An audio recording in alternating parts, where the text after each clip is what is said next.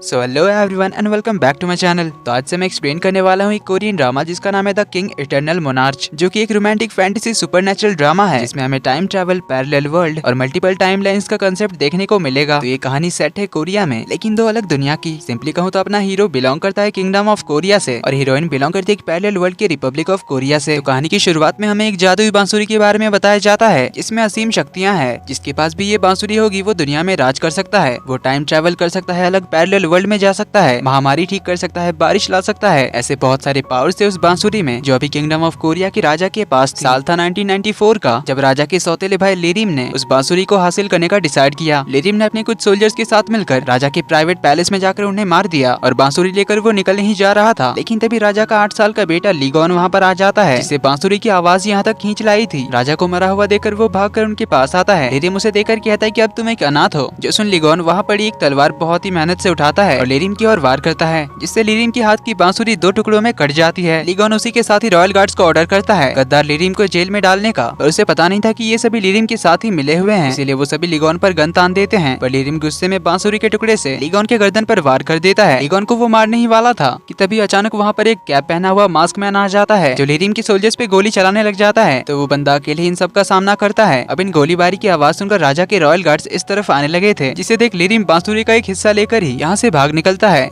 वहीं पर हम देखते हैं बांसुरी का दूसरा हिस्सा लीगोन के पास था। लीगोन जख्मी पड़ा था, तभी वो मास्क मैन उसे चेक करने आता है। लीगोन उसका चेहरा देख तो नहीं पाता, पर उस मास्क मैन के पास से एक आईडी कार्ड लीगोन के हाथ में रह जाता है और वो मास्क मैन यहाँ से चला जाता है। इधर लिरिम भागते हुए एक बैम्बू फॉरेस्ट में चला आता है, जहाँ उसके हाथ में बांसुरी का एक हिस्सा होने की वजह से उसके सामने एक पोर्टल खुल जाता है, जिसके पार जाते ही वो रिपब्लिक ऑफ कोरिया में पहुंच जाता है। न्यूज़पेपर्स और बैनर्स देखकर उसे पता चलता है कि इस देश का नाम रिपब्लिक ऑफ कोरिया है और ये देश नॉर्थ कोरिया और साउथ कोरिया में डिवाइडेड है। वो समझ ही रहा था कि यहाँ क्या चल रहा है, तभी वो अपने सौतेले भाई राजा के हमशक्ल से टकराता है और यहाँ पे भी लिरिम उसका भाई था, जिसे देख हमशक्ल हैरान होता है क्योंकि इस दुनिया का लिरिम बचपन से ही अपाहिज था। ये सब देखकर लिरिम समझ जाता है कि ये वही दूसरी दुनिया है इस बारे में उसने इस जादुई बांसुरी के बारे में पढ़ते हुए सुना था। तो लिरिम राजा के हमशक्ल से उसके घर ले जाने के लिए कहता है, जहाँ जाकर वो राजा के हमशक्ल को मारता है, फिर अपने अपाहिज हमशक्ल को भी मार देता है। तभी वहाँ पर इस दुनिया का लीगोन आ जाता है जो उसे देख लेता है। तो लिरिम उसे भी मार देता है। ये सब देखकर लिरिम समझ जाता है कि इस पैरेलल वर्ल्ड में किंगडम ऑफ कोरिया के सभी लोगों की हमशक्ल हैं, बस यहाँ उन सब की जिंदगी अलग है। वहीं इधर किंगडम ऑफ कोरिया में राजा का डेथ सेरेमनी शुरू होता है, जहाँ 8 साल की उम्र में ही अगला राजा बनने के बाद लीगोन अपनी पहली ड्यूटीज निभाता है अपने पिताजी के डेथ सेरेमनी का रिचुअल पूरा करके। अब क्योंकि राजा को उनके सौतेले भाई ने ही मारा था, इसीलिए रॉयल कोर्ट ने राजा के सारे चचेरे भाई और फैमिली मेंबर्स को देश निकाला दे दिया।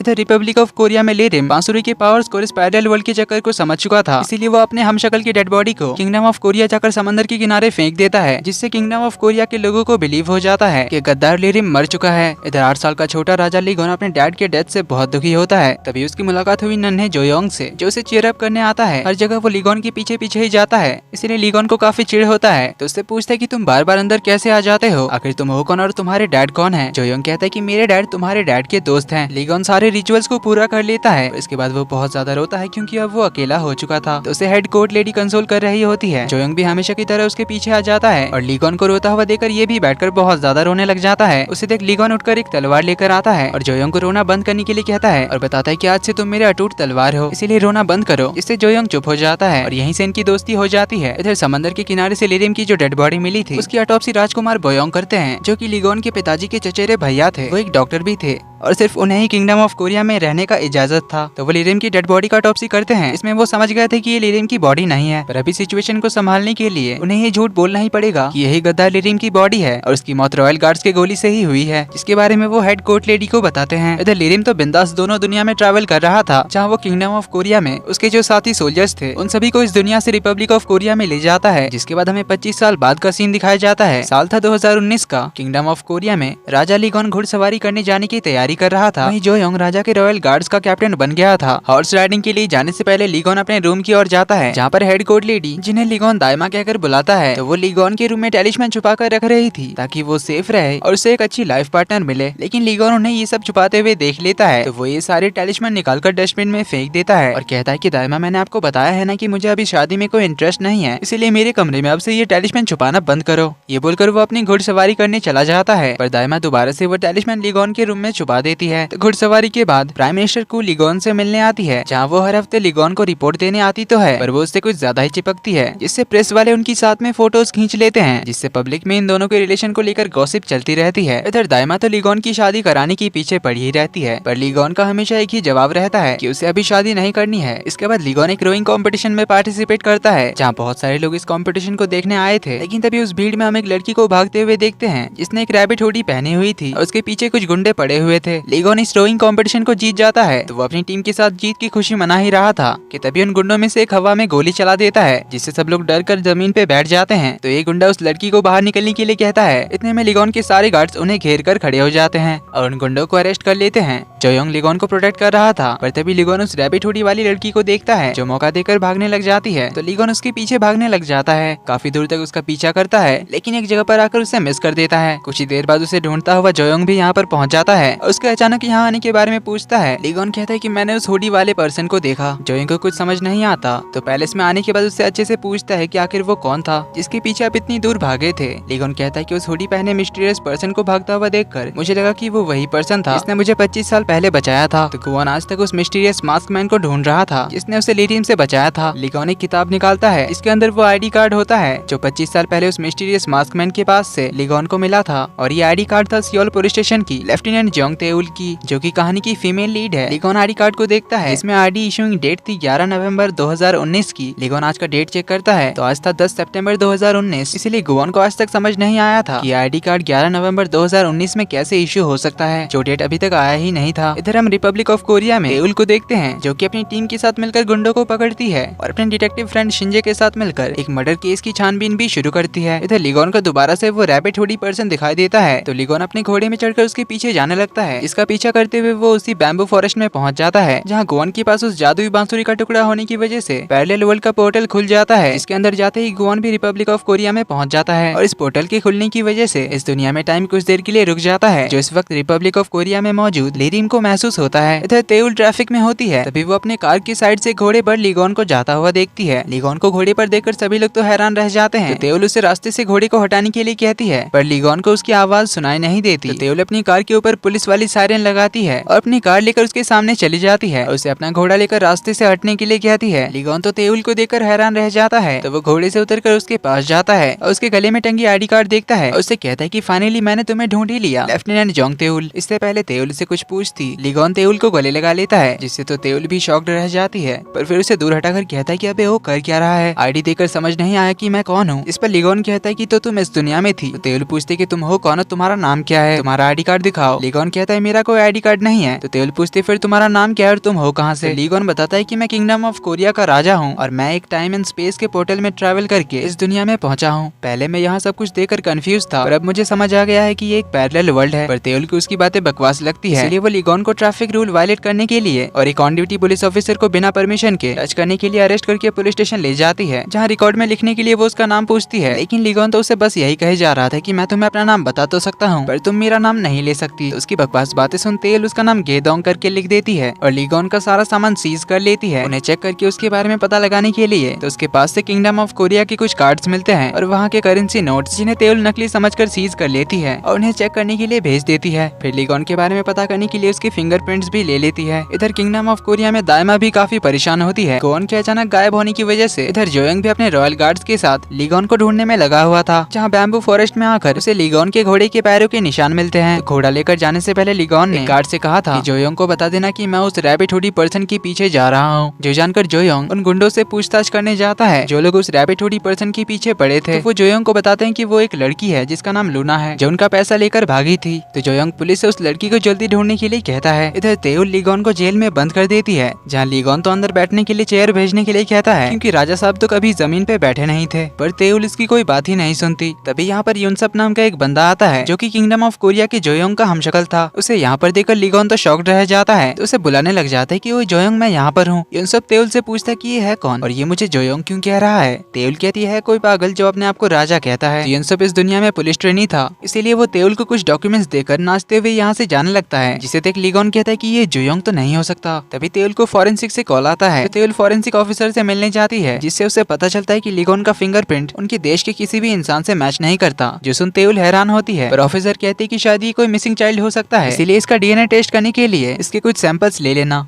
तो तेउल लीगोन को अपना मुंह खोलने के लिए कहती है, उसके सलाइवा का सैंपल लेने के लिए। लीगोन उसे कहता है कि मेरी फिंगरप्रिंट से मेरे बारे में कुछ पता नहीं कर सकी ना। मैंने कहा था ना कि मैं तुम्हारी दुनिया का नहीं हूँ, इसीलिए तुम्हें इन सब से मेरे बारे में कुछ पता नहीं चलेगा। जैसे मैं तुम्हारी दुनिया में एग्जिस्ट नहीं करता, उसी तरह तुम मेरी दुनिया में एग्जिस्ट नहीं करती। मुझे 25 साल पहले बस तुम्हारी आइडेंटिटी कार्ड मिली थी जिसमें तुम्हारी एक फोटो थी। तेउल कहती, तुम कब से ये बकवास करे जा रहे हो, आखिर तुम हो कौन और तुम्हारे पास 25 साल पहले मेरी आईडी कार्ड कैसे आ सकती है? कहीं तुम कोई स्पाई तो नहीं हो और किसी सीक्रेट मिशन को अंजाम देने तो नहीं आए हो, वरना तुम मेरे बारे में कैसे जानते हो? लीगोन कहता है कि क्योंकि मैं बहुत सालों से तुम्हें ही ढूंढ रहा था। जो सुनते तेउल हैरान होती है तो लीगोन बताता है कि थोड़ी देर पहले जो लड़का आया था जिसका नाम इस दुनिया में योंसोप है, वो मेरी दुनिया में मेरा रॉयल गार्ड कैप्टन जोयोंग है। तेउल कहती है, तो सच में तुम किसी पैरेलल वर्ल्ड से आए हो? लीगोन कहता है, हाँ, मेरी दुनिया में मैं किंगडम ऑफ कोरिया का राजा हूँ। तुम्हारी दुनिया में नॉर्थ कोरिया और साउथ कोरिया दो अलग अलग देश हैं, लेकिन मेरी दुनिया में एक ही कोरिया है। शायद तुम अभी भी नहीं समझी पैरेलल वर्ल्ड के बारे में, इसलिए लीगोन उसे पैरेलल वर्ल्ड के बारे में बताने लग जाता है। इसी मौके का फायदा उठाते हुए तेउल लीगोन का सलाइवा सैंपल ले लेती है, जिसे डीएनए टेस्टिंग के लिए भेजकर लीगोन को भी छोड़ देती है। लीगोन उसे एक 5 स्टार होटल का पता देता है, कहता है कि मैं यहाँ पर रहूंगा, तुम मुझसे यहाँ मिलने आ सकती हो। तेउल कहती है, इस 5 स्टार होटल में रहने के लिए तुम्हारे पास पैसे भी हैं? लीगोन कहता है, अभी तो नहीं है, पर आ जाएंगे। उसे कहता है कि मुझे योंसोप ने बताया कि इस होटल के पास ही तुम्हारा घर भी है और वो योंसोप तुम्हारे बचपन का दोस्त भी है। तेउल कहती है, एक तो नकली नोट लेकर घूमते हो और बड़े आए 5 स्टार होटल में रहने वाले। तभी लीगोन अपने कोट से एक बटन तोड़ता है और पूछता है कि क्या यहाँ आसपास कोई ज्वेलरी शॉप है? ये एक डायमंड है, इसे बेचकर मुझे यहाँ के पैसे मिल जाएंगे। तेउल को उसकी बात पर बिलीव नहीं होता, कहती है कि अगर ये डायमंड है तो मैं प्रिंसेस डायना हूँ। लेकिन ज्वेलरी शॉप आकर तेउल तो एकदम हैरान रह जाती है, क्योंकि वो सच में डायमंड था और वो बहुत ही ज्यादा महंगा था, जिससे वो तो काफी एम्बेरस होती है। तो लीगोन से पूछता है कि क्यों प्रिंसेस डायना? अब तो बिलीव हुआ ना?